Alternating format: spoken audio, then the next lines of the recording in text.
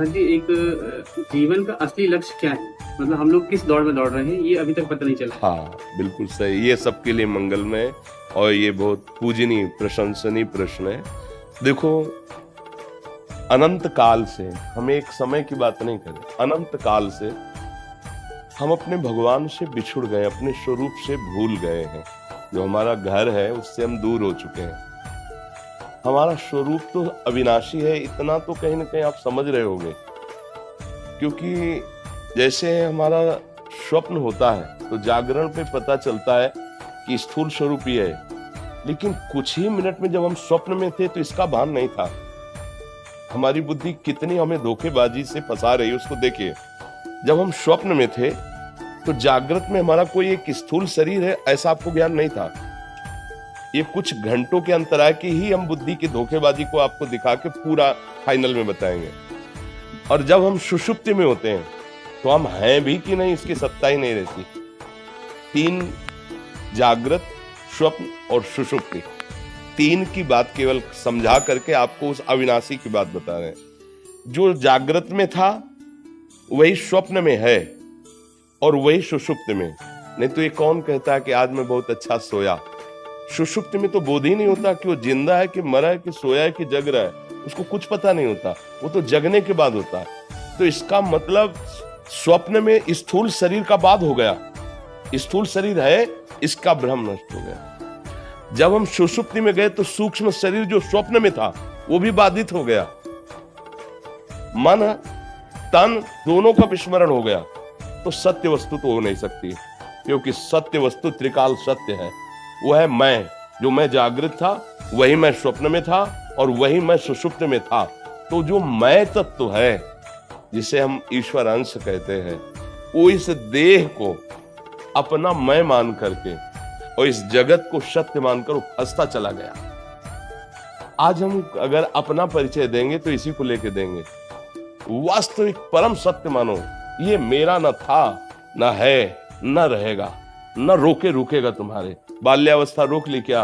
जवानी रोक सकते हो क्या? मृत्यु को भी नहीं रोक सकते हो। अर्थात ये परिवर्तन का प्रवाह चल रहा है और आप उसके दृष्टा है, ना कि आपका कभी परिवर्तन हुआ। आप जो बालक थे वही आप जवान हैं और वही आप वृद्धावस्था में, वही आप दूसरे शरीर में जाएंगे। इसका मतलब ये क्रम बहुत जन्मों से चल रहा है, बहुत काल से चल रहा है। तो अब हमारा उद्देश्य है इस क्रम को तोड़ना। पुनरपि जननम पुनरपि मरणम पुनरपि जननी जठरे शयनम, ये कब तक चलता रहेगा? और ये केवल एक योनि में ही बदला जा सकता है, वो है मनुष्य शरीर। क्योंकि ये विज्ञानानंद घन ज्ञान स्वरूप है। इसको हम तोड़ दें, इस चक्र को, सोई तो बुद्धिमान।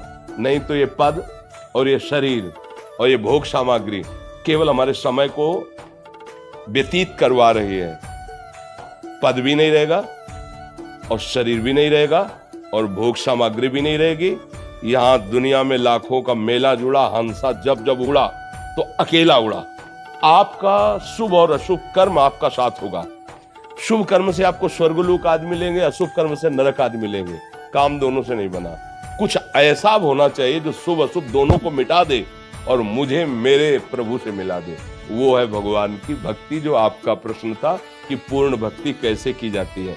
अब उसी को जहां आप हो वही भक्ति करने का स्वरूप। मान लो आप एक बड़े पदाधिकारी हो, एक देश को आपकी सेवा में समर्पित किया गया, जिस विभाग में जैसे आप उसे भगवान की सेवा मान करके और नाम जप करते हुए मानना पड़ेगा कि हम भगवान की सेवा कर रहे हैं। इसका फल होगा भगवान की प्रसन्नता, और नाम जप कर रहे हैं।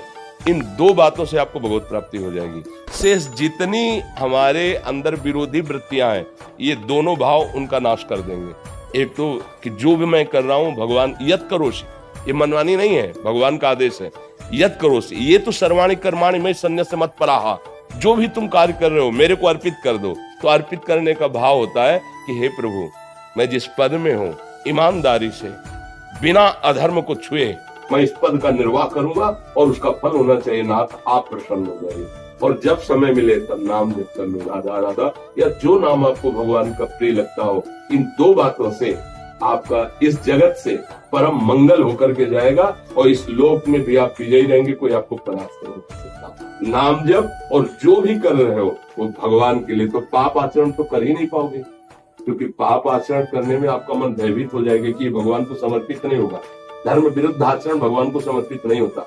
तो धर्म युक्त आचरण करते हुए नाम वही महात्मा की गति प्राप्त होगी आपको, जो एक एकांत बैठ करके भजन करता है, शास्त्र स्वाध्याय करता है। वही तुम बड़े बड़े पद में बैठ करके समाज सेवा रूप भगवान की सेवा करके भगवान को प्राप्त हो सकते हैं। जो जहाँ है उसे अपनी भगवान की सेवा मानकर नाम जप करे तो निश्चित वो पूर्ण भक्त हो जाएगा। भक्त का मतलब बाहरी बनावट से नहीं, आंतरिक स्थिति से हो जाएगा। आंतरिक स्थिति है तो विभीषण जी लंका में रह रहे हैं, रावण के भाई हैं, निशाचर कहा जाता है उनके उसको, वो खुद अपना वर्णन कर रहे हैं कि निश्चर वंश जन्म सुरदाता, और भगवान उनके लिए क्या कह रहे, तुम सारी के संत प्रिय मोरे धरो देह नहीं आन। आप जैसे महात्माओं के लिए मैं स्वयं अवतार धारण करता हूँ। तो महात्मा हृदय होता है, तो आप हृदय से महात्मा बन जाएंगे यदि नाम जब चल रहा है और धर्म पूर्वक अपने आचरण कर रहे। जो पद मिला है, जो सेवा मिली, जैसे एक पत्नी है, एक पति है, वही एक का पिता है,